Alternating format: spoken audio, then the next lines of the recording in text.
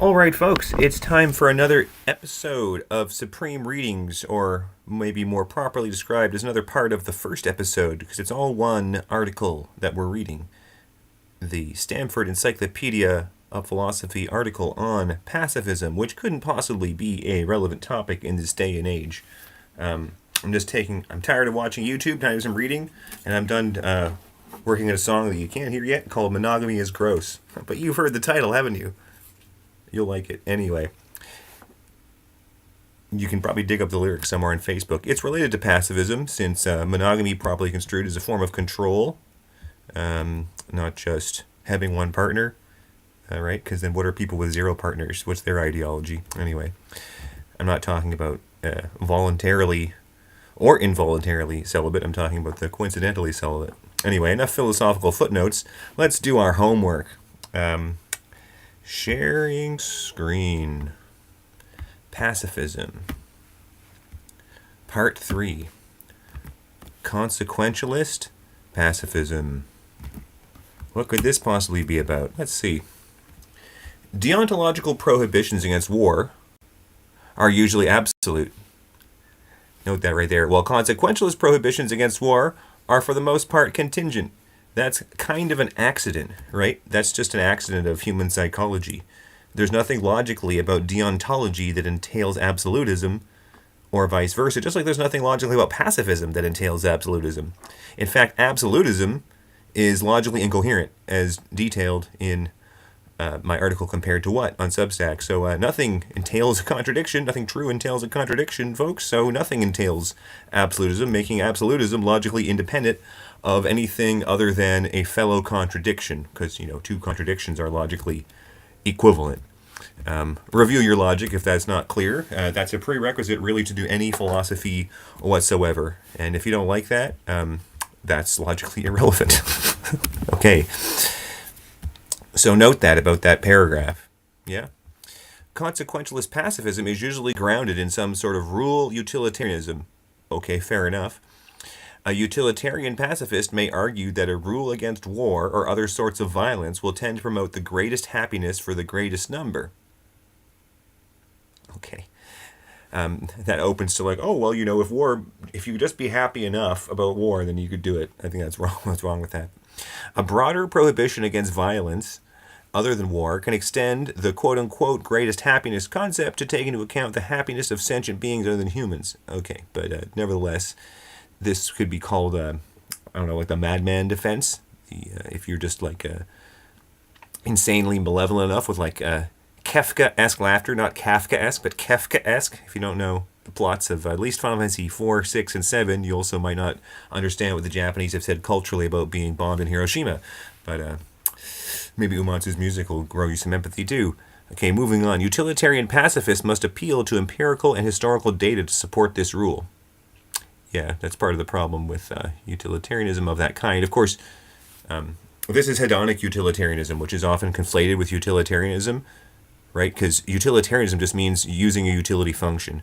And in fact, you can prove that under certain conditions, we should probably cover this later from Russell and Norvig, the most cited book in AI and computer science, you can basically prove that everyone's maximizing some utility function. It's just a question of what utility function you're talking about.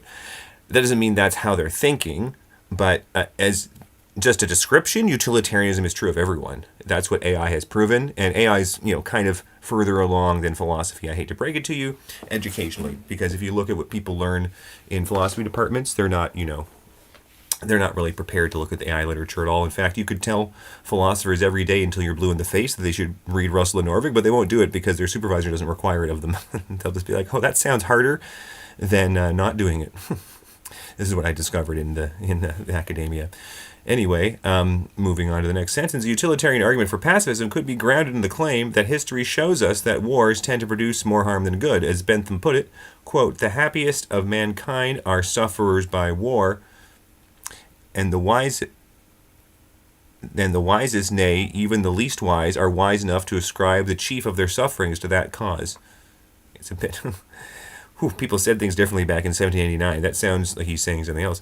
One of the problems for consequentialist arguments against war is that judgments vary about whether war always causes more suffering than it prevents. Utilitarian defenders of the just war theory will argue that some wars help alleviate suffering, as, for example, in the case of humanitarian wars in defense of human rights. Utilitarian pacifists may articulate a rule-based argument that holds that a general rule will, in the long run, produce more happiness. A utilitarian might support, a hedonic utilitarian might support such an argument by also arguing that economic and other resources are spent on war and preparation for war. Those resources could be produce more happiness if spent on peaceful goods, such as education, ding, ding, ding, ding, ding, hunger relief, food programs in schools, and so on. And a rule utilitarian might argue that a rule against humanitarian intervention would produce more happiness in the long run by protecting international stability and preserving important values like national sovereignty. So that's a bit of a debate there, isn't it?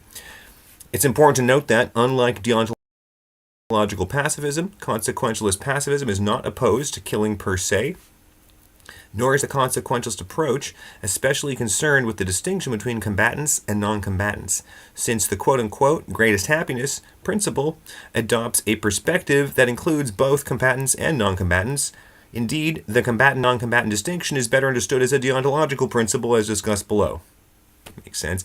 It is difficult to see how absolute pacifism can develop from act utilitarianism that is devoid of side constraints against killing. Yeah, of course, as we discussed, absolutism is a bit incoherent. When I say I'm an absolutist about free speech, I just mean that it's outranking every other abstract principle in my system so far. It doesn't mean I'm still a moral particularist, so there could be particular situations in which that falls way, and that's because that's logically the only thing left for absolutism to mean. Once we've realized that what absolutism usually means is incoherent, logically contradictory, then we might as well use it to refer to something, and so it would refer to one step down from that, something that is logically coherent, which is the kind of absolutism. Ironically, it's not absolutism, but it's what I mean when I say free speech absolutism. I think it's charitably what people mean. It's not charitable to say, oh, well, you say you're a free speech absolutist, therefore you're contradicting yourself because absolutism is logically incoherent. It's like, yes, absolutism is logically incoherent, therefore that's not what they're saying. Therefore they're saying something else than absolute absolutism if they say they're a free speech absolutist. Yeah? Where you see people actually being absolutists is when the conversation goes in that circle that absolutism produces, as discussed in compared to what? About the paradox of absolutism. Okay, so the rule utilitarian approach can, however, allow for general rules that allow killing in certain circumstances, say in self-defense. The idea of proportionality in just war theory is an example of such a rule. Killing in war is justifiable if it promotes general long-term happiness. Oof, that doesn't sound right to me. It's certainly not like poetically. I'm not saying it as an argument. I'm just saying when you put it like that, it doesn't sound so good, does it? Anyway, the claim that war produces more harm than good is disputable. At least it requires empirical research to decide if it is true. I've been doing a lot of that. Empirical research into the consequences of war provides mixed results depending upon context and circumstances in which wars are fought and the range of consequences considered, whether short-term or long-term. Some authors, Pinker and Goldstein, suggest that the use of judicious military power during the last several decades has produced good results.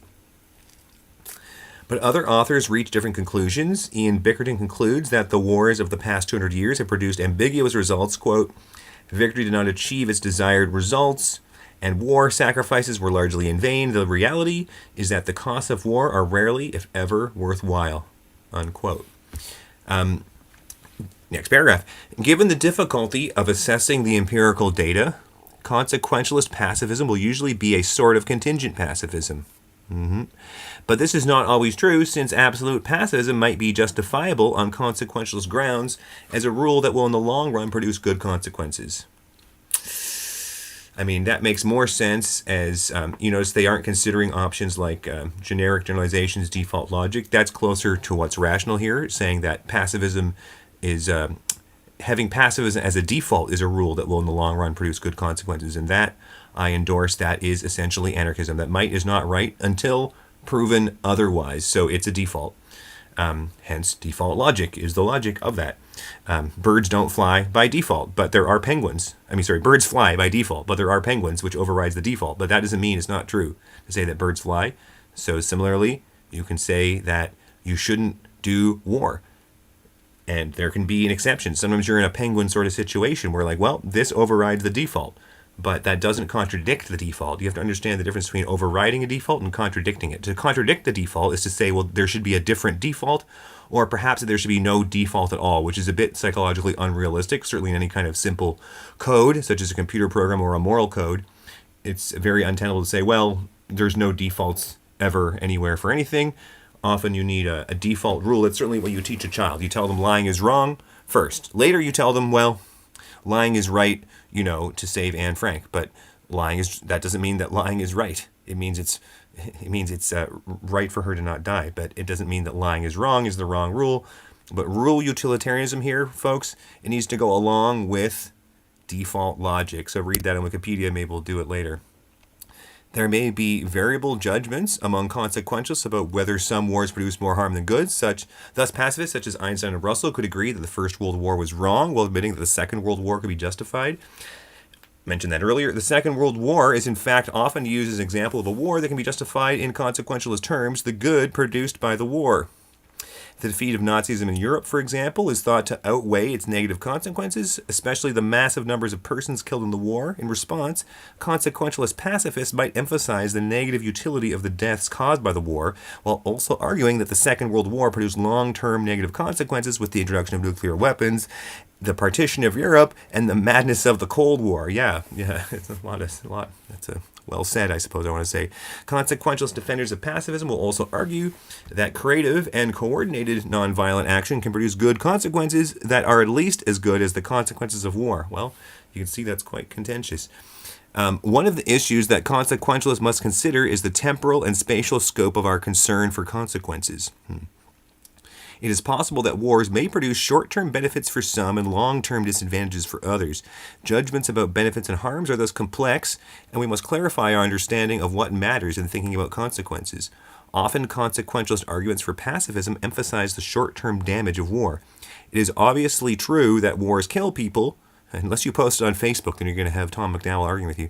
But the further question to be asked from the standpoint of consequentialism is whether the harms that occur in the near term are outweighed by the long-term benefits of the war. Just more theorists believe that some wars do have positive long-term consequences, such as killing Hitler. Pacifists do not think that long-term benefits outweigh such near-term harms. Well, those would be absolute pacifists. They elided a word there. Consequentialist pacifists often also consider the broad and long-term negative effects of war on the economy, on culture, on political life, and on the environment. Moreover, pacifists worry that war contributes to long-term international instability. It can do. When thinking about the negative consequences of war, it is important to recognize that we are engaged in comparative cost-benefit analysis. Critics of consequentialist pacifism often skew the results of such cost-benefit analysis by comparing war to passivity or inaction. Yeah, that is a total fucking straw man. You do see that a lot. Good of them to call it out right here.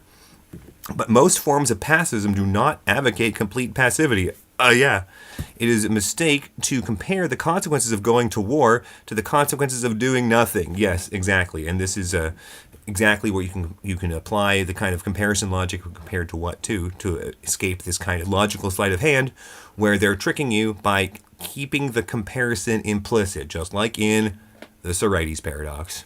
Okay. Rather, the cost-benefit analysis must compare the costs and benefits of going to war against those of creative, organized, and sustained nonviolent action. Right? Yeah. Other consequentialist argument claims that cultures and states that fight wars tend to become militaristic and expansionist. This argument focuses on the long-term negative consequences of a social and political system that is committed to militarism. One of these negative consequences is the rise of the so-called, quote-unquote, military-industrial complex, in which social capital is expended on military infrastructure at the expense of other social projects. Beware the military-industrial complex. That's what was it Eisenhower said on his way out the door, the engineer. he took a look at the system and was like, oh, there's your problem right there. You got a military industrial complex in your government. A negative consequence of militarism is the tendency of militarist states to become centralized. Ooh, I need to make a buzzer sound.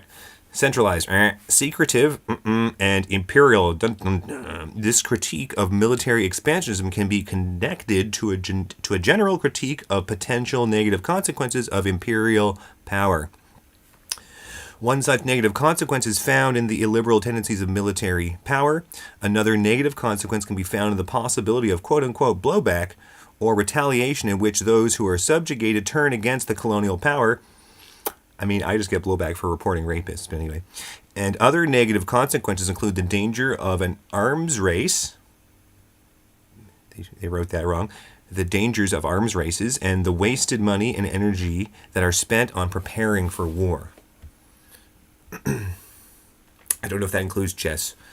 I was just teaching chess to a little girl today, and I emphasize that chess is pacifist because you don't actually kill the king. And most kids are like, I'm going to kill your king, I'm going to eat your king. And you have to, no, you don't. This is a war game. Now, this is saying that there's even an argument against that because now, you could just say the same thing about self-defense classes for women. They expend energy. I think that's the weakest argument cataloged in this article. Remember, these are not the arguments of the author. Right? They're not self-absorbed. They're cataloging the arguments. Empirical research is required to say whether it is true that what pacifists often call, quote-unquote, the war system does produce these negative political consequences. Judgment about these empirical facts will likely vary in accord with historical, geographical, and political differences, as well as in light of which consequences we choose to emphasize. Yes. There's so often just a hidden choice of emphasis in people's logical sleight of hand. Just as, monotheism versus polytheism is really a choice of emphasis. You can emphasize what all gods have in common, or you can emphasize, that's monotheism, or emphasize what makes gods different, polytheism. And absolute forms of either would be thus extremist ideologies. Thus, while pacifists argue that resources are squandered in war, and environmentalists will point out the military is one of the largest polluters on the planet, proponents of war argue that war and the military produces goods and technologies such as airplanes, satellites, and so on that are useful for civilians. Yeah, that's how we got the internet, I guess. That's a pretty funny argument, because presumably those same energies would be in the university instead of in DARPA. Another consequentialist argument can be located in the idea of the sort of quote-unquote just war pacifism that developed during the late 20th century. One significant worry of just war pacifism is that modern wars fought with weapons of mass destruction can never be justified. At least Hiroshima ended a war, but hopefully no one's happy with that. Jon Stewart had to apologize when he said that Harry Truman was a war criminal. But his gut instinct was to call Harry Truman a war criminal. But then he went through in his head some of the kind of arguments in here and said, well, I guess there's a calculus, and he prevented deaths by ending the war. And I don't know. I think, obviously, the second bomb was a bit much. So, which country is guilty of war crimes here? Well, we'll see which international bodies become truly objective. There are deontological concerns behind this sort of pacifism with regard to concern for non-combatants, but there are also consequentialist reasons to be skeptical of wars fought with weapons of mass destruction, most notably the problem of escalation. Yeah, no fucking kidding. Nuclear deterrent strategy relies upon the threat of escalation to keep antagonists in check. The idea of deterrent strategy is to make the negative consequences of war for the enemy so horrifying that war will not occur. But if the threat of escalation is real and the results of war are really so atrocious, then there are good consequentialist reasons to be opposed to war. Wars fought with weapons of mass destruction will tend to produce horrifying consequences, including the potentially total devastation of what was called in the Cold War, mutually assured destruction. As much as it's a deterrent, it's a logically possible and physically possible. During the Cold War, this concern was located in the worry about quote-unquote nuclear winter, which was the catastrophic destruction of the Earth's climate and biosphere that would occur if an all-out nuclear war had erupted. Even more limited conflicts that occur among states that possess weapons of mass destruction could produce horrible consequences. Nuclear proliferation remains a concern, along with the general threat of terrorists in possession of weapons of mass destruction. Just war pacifists generally claim that the negative consequences of modern war make war unjustifiable.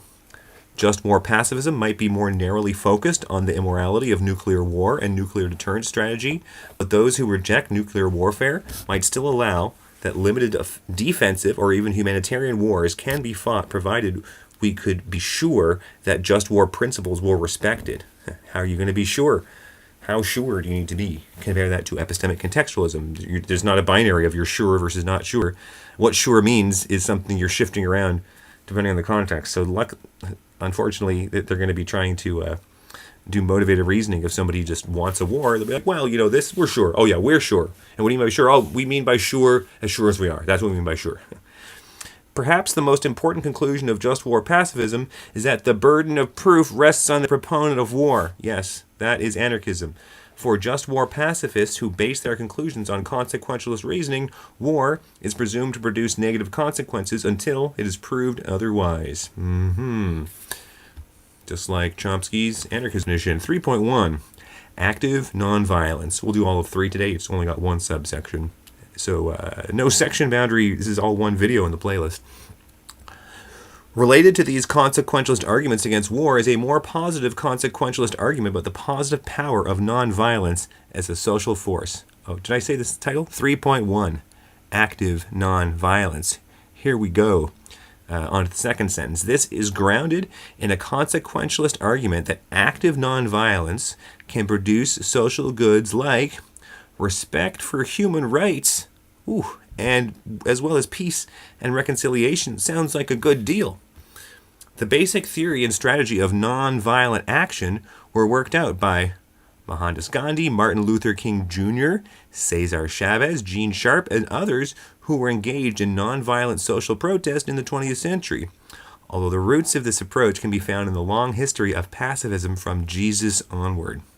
The Gandhi-King approach both clarified the basic principles of nonviolent resistance and successfully put these principles into action in the Indian struggle for self-determination and in the American Civil Rights Movement. One of the important contributions of this approach is the idea that there should be a coordination between means and ends. Peaceful means should be employed in pursuit of the end of peace and justice. And that's certainly a very coherent default. And you can argue, oh, well, it's not absolute. But sadly, most people have the default flipped. They think, well, by default, I'm going to fight hate with hate. It's what you're all doing. It's what y'all are doing. For peaceful means of social change to be effective, they must be coordinated and organized. Organize. Gandhi and King thought that the power of nonviolence was linked to its ability to motivate and move large numbers of people. Pacifism as a personal stance will not be effective at creating social change. It requires a coordinated social effort. New paragraph. Proponents of active nonviolence will claim that coordinated nonviolence can be successful even in the face of aggression. Advocates of this position will point to the success of Gandhi and King. They will also point to the quote-unquote velvet revolutions that occurred in Eastern Europe in the late 1980s and early 1990s. Full stop. And they will point to the example of Lithuania in 1990 to 1991, when unarmed civilians succeeded in turning back Soviet troops. Some initially viewed the so-called quote-unquote Arab Spring that began in late 2010 as an example of the power of nonviolence. However, subsequent oppression by military and police forces reminded us of the fragility of nonviolent social movements. Although if we're all at home on our computers, we can have this argument until everyone agrees with pacifism. You don't have to face down military or police. You just have to face down your own soul, and that's way more scary for you guys, right? You'd rather be out there throwing milkshakes at other people or something. Proponents of nonviolent action argue that nonviolence could be even more effective if society focused its resources on training citizens for nonviolent resistance and on coordinating nonviolent action. The ideal here would be a sort of nonviolent army, nonviolent quote-unquote army, that is funded, trained, and coordinated for national self-defense in a way that mimics military training. Oh, sign me up. Something more real than the Peace Corps, right? Look up the song, by the way. Let's Join the Peace Corps by Frank Zappa, first track of We're Only In It For The Money, and contemporary satire of 60s pacifist hippie culture, hippiedom. Not that I'm denying hippiedom, as I was saying last time. My mother was a first-generation hippie, and that's a big part of my pacifism. For pacifism to be effective, the social resources, money, technology, and investment of labor and creative power that are currently used for military training would have to be converted to nonviolent applications, such as universities. This idea draws on what James called, quote, the moral equivalent of war, unquote, and what Gandhi called, quote, the nonviolent army, unquote. Tune in next time for Section 4, Deontological Pacifism.